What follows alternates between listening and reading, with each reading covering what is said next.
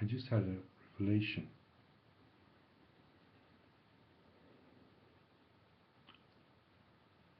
Well, I'm officially a paranoid schizophrenic. That's my diagnosis. The diagnosis they gave me 21 years ago.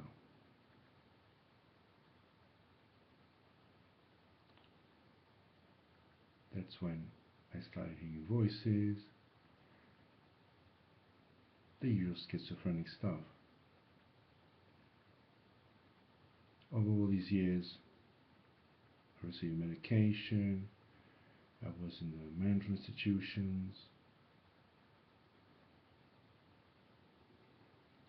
I see doctors often, psychiatrists once every 10 days, psychologists every 2 weeks, even more often, go to groups. But then it came to my mind that perhaps I'm not schizophrenic, or rather. I remember when I was a teenager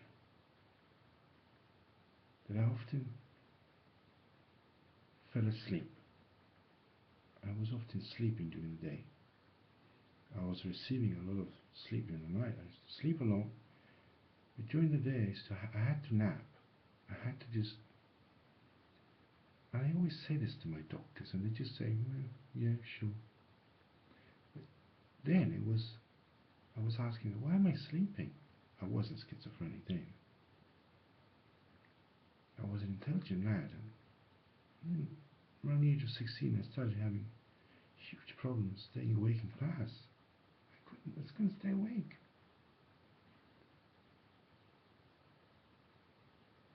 Another thing that happened, which I remember really well, was when I was laughing, when something was funny.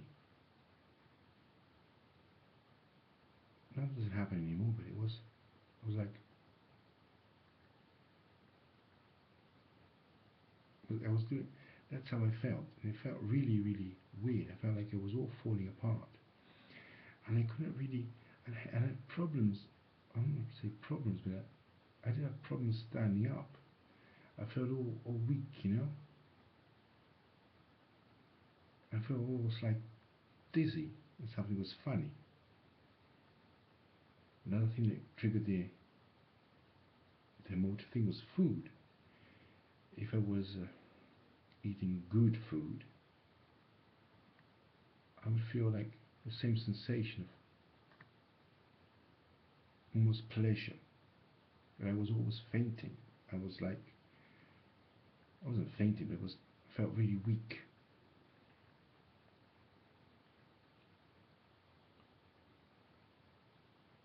And I remember having read something about something of the kind, but doctors never said anything. Because it wasn't extreme, it was during the day. Another thing, in the car, when I was a passenger in the car, I would fall asleep. I couldn't stay awake. I couldn't stay awake.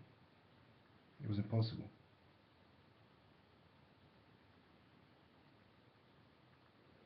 I wanted to stay awake. I would just go. How many trips my father did. So many times my mother was normal, falling asleep.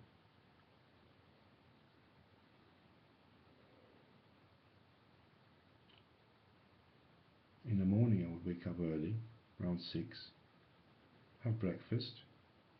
Then naturally I wanted to go to sleep again. I still do that. But then I was a so-called normal person, you know, when you're that normal person, going to school. It really happened during activity like walking. And once I was on my motorbike and I kind of fell asleep, let's put it that way. But no, it was for a second. Generally speaking, yeah, once I was walking, I was tired, I was like, sleepy. And then I saw a video few videos just lately about people saying that strong emotions, happiness, pleasure triggers these things, and the fact that it triggers these things forces people like who have this situation to escape, to not want to go into social settings. And that just describes my situation. I just don't want to hang out with people, though I wanted to, but inside of me I was like, no, I don't want to look. That explains a lot of things, does it not?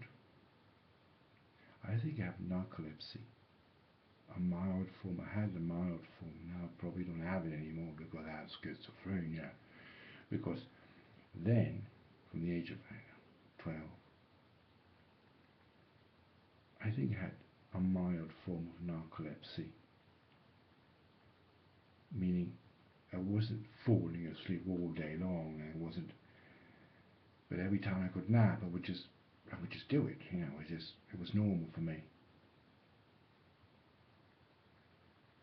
So I was really,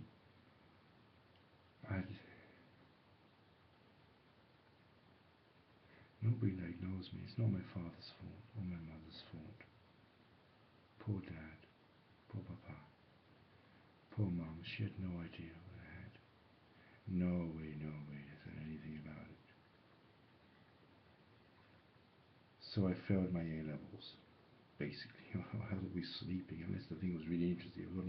I had 3 subjects: history, physics, and chemistry. History I vaguely managed. When I used to write, I was like, it was impossible to read what I was writing.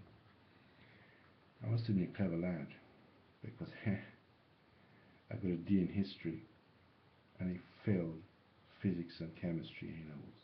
Obviously, it was impossible. I was falling asleep, so it was my fault. Oh my God, what a revelation. What a bunch of useless doctors I've had. I've seen a lot of psychiatrists, and they all diagnosed me with schizophrenia. Well, of course, by now I have schizophrenia, but what is the underlying cause? I was repressing my emotion. This is my view on it. I was repressing my emotions because of the fear of the sensation of happiness. So I wasn't going into happy situations, and I was repressing everything, and in the end it all jumped out, and it became schizophrenia, hallucinations. There's a strong connection. Does anybody agree with me? And I've had psychiatrists left and right. Just imagine what a bunch of useless people. How useless. If I tell this to my doctor, they would just say, oh really? Oh. Next patient.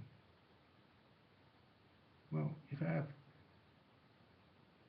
narcolepsy, even if it's a mild form, if I had it, I'd probably have it still vaguely. The need to sleep during the day. I feel guilty about it. I feel guilty about it. That's the last thing I should feel. It's fine to sleep during the day. It's fine. If I can, I should try to have a good night's sleep. I don't want to feel guilty about it. I feel bad about myself sleeping all these years. It's been more than 21 years, more like almost 30 years. 30 years of feeling guilty about napping, guilty. And that didn't help my psychology, because I felt I was not supposed to. I'm not supposed to sleep all day. I'm not supposed to nap. I'm not supposed to have those strong emotions. Like, when I was laughing or something was funny, I was all closed up. So in the end, it was hard to entertain social life and normality. Oh my God. Are these people so stupid, these psychiatrists? Oh my gosh. Now I probably, no, I'm not as bad now. I'm much better off. Since I've been off medication, because when I was on medication, it was always the symptoms of sleepiness in the car. It was just as when I wasn't on a medication 20 years beforehand. Now I don't have the sleepiness in the car, and I probably can focus. Probably it's got to do with not accepting myself, not accepting that it's fine, it's fine. I just got narcolepsy, it's just something in the brain, but it's not schizophrenia, which means you're stupid. It's narcolepsy and cataplexy in a mild form, which is fine, and it's acceptable. And they have hallucinations, and it's all repressing pleasure, because pleasure seems to give me all these fits, you know. And it's okay to eat a lot as I do, because it's normal. It gives me pleasure, but that's acceptable. But it's not acceptable to have entertain, I don't know, the people. So it's okay. It's so liberating. All these years I had a mental problem. I thought I was stupid. I thought I had schizophrenia, which is just a damnation. Well, I just have hallucinations. I talk to myself. I don't have hallucinations. I may have had a few in the past. I just talk to myself. I have all these repressed emotions. It's okay. It's funny. It's absurdly funny.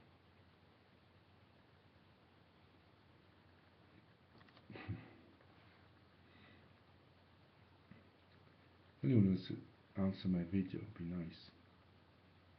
Thanks a lot. Wow. It's hot. It's a great day today.